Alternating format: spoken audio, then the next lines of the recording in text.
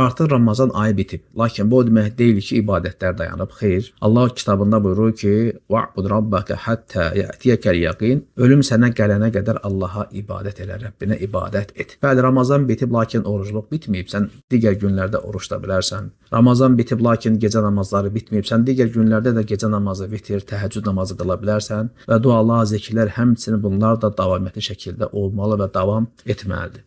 Bu günlərdə biz Şəvval ayındayıq və insan da Şəvval ayında da çoxlu savablar qazana bilər. Onlardan biri də 6 gün oruç tutmaqdır. Yəni sən əgər Şəvvaldan 6 gün oruç tutacaqsansa, bir oruç tutmuş kimisən. Mükafata bax, subhanallah. O da bir şərtlə, əgər Ramazanı oruç tutmusansa, yəni Ramazanı oruç tut, ardınca 6 gündə Şəvvaldan oruç tut, bir il oruç tutmuş kimisən. Necə hədislər şərifdə keçir? Peyğəmbər sallallahu aleyhi və səlləm buyurur: kim Ramazan orucunu onun ardınca 6 gündə Şəvvaldan tutarsa, bir ilin oruç savabını qazanırsan. Allahu akbar.